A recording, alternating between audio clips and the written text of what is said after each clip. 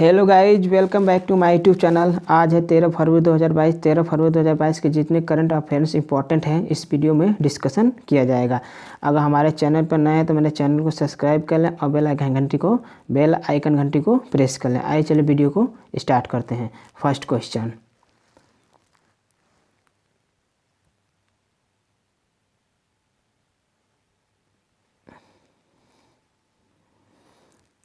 Question, हाल में सामाजिक न्याय एवं अधिकारिता विभाग ने किस योजना का लॉन्च किया है? Smile, CIF, HAPS, non. तो आपका सही आंसर होगा स्माइल। सामाजिक न्याय एवं अधिकारिता विभाग ने स्माइल योजना का लॉन्च किया है। फर्स्ट ऑप्शन आपका सही होगा। इसमें दो उपयोजनाएं हैं। एक ट्रांसजेंडर व्यक्तियों के कल्याण के लिए व्यापक पुनर्वास के लिए केंद्रीय क्षेत्र योजना और भीख मांगने के कार्य में लगे व्यक्तियों के व्यापक पुनर्वास के लिए केंद्रीय क्षेत्र योजना बनाया गया। यानी कि जो ट्रांसजेंडर व्यक्ति के लिए केंद्रीय क्षेत्र योजना बनाया गया है और भीख मांगने वालों के लिए केंद्रीय क्षेत्र योजना बनाया गया है। ट्रांसजेंडर व्यक्ति भीख मांगने के लिए ना बनाया गया और भीख मांगने वालों के लिए भी केंद्रीय क्षेत्र योजना बनाया गया है। नेक्स्ट, हाल में अटल इनोवेशन मिशन नीति आयोग और UNDP इंडिया ने क्या लॉन्च किया है? HAPS, CIF, LCA, none. तो आपका सही आंसर होगा CIF। अटल इनोवेशन मिशन नीति आयोग और UNDP इंडिया ने CIF लॉन्च किया है। CIF मतलब कम्युनिटी इनोवेटर फेलोशिप होगा। ठीक है, तो आपका यह 1 वर्ष तक चलने वाला फेलोशिप कार्यक्रम है को महत्वाकांक्षी नवों यूनेस्को के समुदाय के लिए बनाया गया है। नेक्स्ट, हाल ही में किस मंत्रालय ने HAPS सौदे के लिए बेंगलुरु स्टार्टअप के साथ अनुबंध किया है? रेल मंत्रालय, कपड़ा मंत्रालय, रक्षा मंत्रालय, इनमें से कोई नहीं। हाल ही में किस मंत्रालय ने रक्षा मंत्रालय ने HAPS सौदे के लिए बेंगलुरु स्टार्टअप के साथ अनुबंध किया है? आपका थर्ड ऑप्शन सही होगा। यह आपका HAPS क्या है? HAPS के बारे में थोड़ा आप जानकारी देते हैं। HAPS लगातार कई महीनों तक हवा में रहकर निगरानी कर सकेगा और संचार का समर्थन करने में सक्षम होगा। इसमें प्रमुख प्रोटोटाइप डेवलपमेंट पार्टनर के रूप में हिंदुस्तान एरोनॉटिक्स लिमिटेड HAL होगा। यानी कि हिंदुस्तान एरोनॉटिक्स लिमिटेड HAL का फुल फॉर्म है। नेक्स्ट, हाल ही में वित्तीय रिपोर्ट में उत्कृष्टता के लिए ICI पुरस्कार किसे मिला? हरित पद्धति, रेलटेल को, RBI को, इनमें से कोई नहीं। हाल में वित्तीय रिपोर्टिंग में उत्कृष्टता के लिए रेलटेल को पुरस्कार मिला है। 2 ऑप्शन आपका सेकंड ऑप्शन आपका सही होगा। यह पुरस्कार institute of chartered accountant of India द्वारा दिया गया था, जो प्रमुख लेखा निकाय है और 1958 से इस पुरस्कार के लिए वार्षिक प्रतियोगिता आयोजित कर रहा है। नेक्स्ट, हाल में हरित पद्धति को विकास करने के लिए किस महिला वैज्ञानिक को पेटेंट मिला है? डॉक्टर E पुंगुझली, पूनम, अय्यर, इनमें से कोई नहीं। तो हरित पद्धति को विकास करने के लिए डॉक्टर E पुंगुझली महिला वैज्ञानिक को पेटेंट मिला है। फर्स्ट ऑप्शन आपका सही होगा, पुंगुझली। आइए पुंगुझली के बारे में थोड़ा विस्तार से जानते हैं।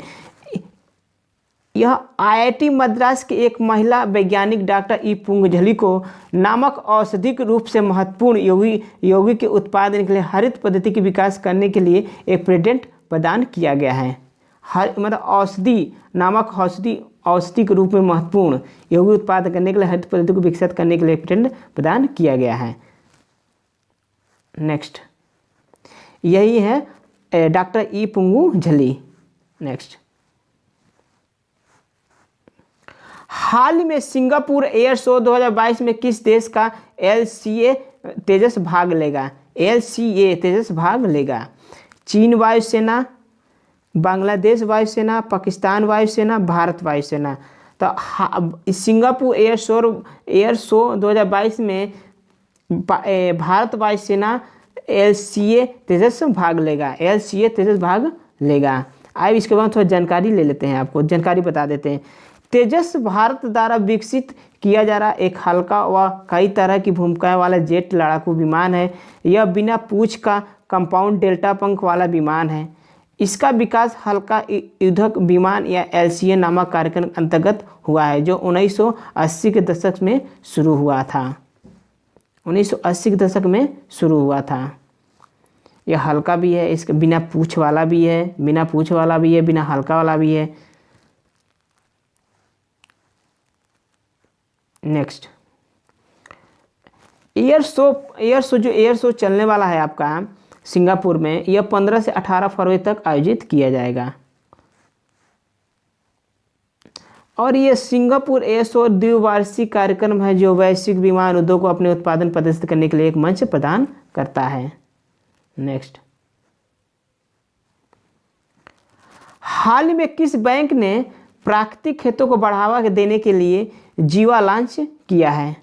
नाबार्ड, SBI, RBI, नन, इनमें से कोई नहीं। तो हाल ही में किस बैंक ने? तो नाबार्ड बैंक ने प्राकृतिक खेतों को बढ़ावा देने के लिए जीवा लॉन्च किया है। आपका फर्स्ट ऑप्शन सही होगा। इसको हम थोड़ा आपको जानकारी दे देते हैं। जीवा का उद्देश्य कृषि पारिस्थितिकी के सिद्धांत का उपयोग सुनिश्चित करना और कृषि समुदायों को प्राकृतिक खेतों की ओर ले जाना है, क्योंकि इन क्षेत्रों में व्यावसायिक खेती काम नहीं कर सकती है, क्योंकि इन क्षेत्रों में व्यावसायिक खेती काम नहीं कर सकती है। बहुत इम्पोर्टेंट है ये एग्जाम के लिए भी।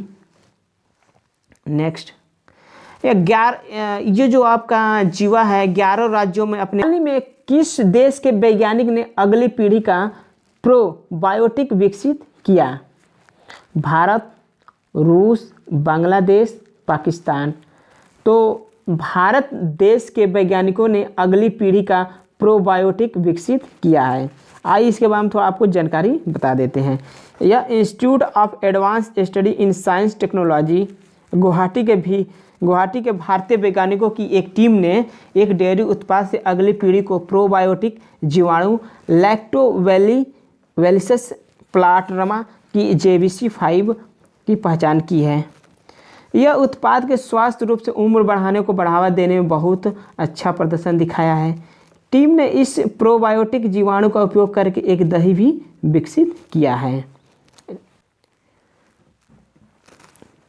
हाल ही में किस देश के प्रशासन ने इंडो पैसिफिक रणनीति की घोषणा की?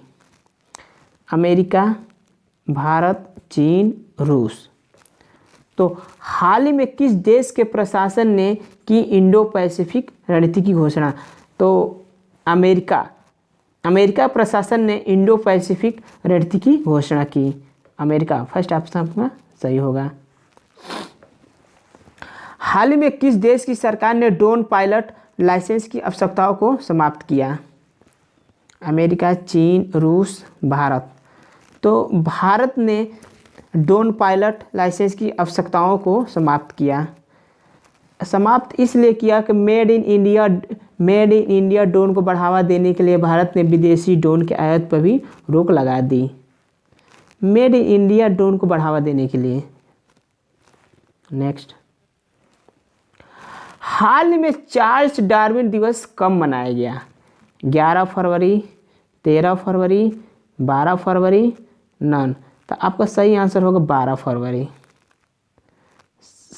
थर्ड ऑप्शन आपका सही होगा।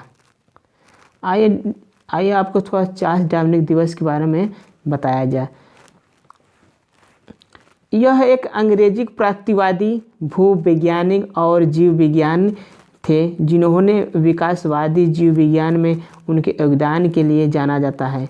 इनका जन्म 12 फरवरी 1809 को श्रूसबरी, श्राफशायर, इंग्लैंड में हुआ था। हाल ही में संजीव वर्नवाल ने उज्जीवन फाइनेंशियल सर्विस के किस पद से इस्तीफा दिया? CEO, GM, DM, none. तो संजीव वर्नवाल ने उज्जीवन फाइनेंशियल सर्विस के CEO पद से इस्तीफा दिया। सरजीवन बलवान ने 14 फरवरी 2022 से प्रभावी जीवन फाइनेंशियल सर्विस के सीईओ और कंपनी सचिव के अपने मौजूदा पद से इस्तीफा दे दिया। यानी 14 फरवरी यानी कि 14 फरवरी के अपना दे देंगे इस्तीफा। नेक्स्ट, हाल में किन दो देशों के बीच पर्यटन को बढ़ावा देने के लिए समझौता ज्ञापन पर हस्ताक्षर किए? भारत, ऑस्ट्रेलिया, दोनों, इनमें से कोई नहीं। तो किन दो देशों ने? भारत और ऑस्ट्रेलिया दोनों, यानी दोनों ने पर्यटन को बढ़ावा देने के लिए समझौता ज्ञापन पर हस्ताक्षर किए। ऑप्शन थर्ड आपका सही होगा, भारत और ऑस्ट्रेलिया दोनों ने ही, यानी आपका थर्ड ऑप्शन सही होगा।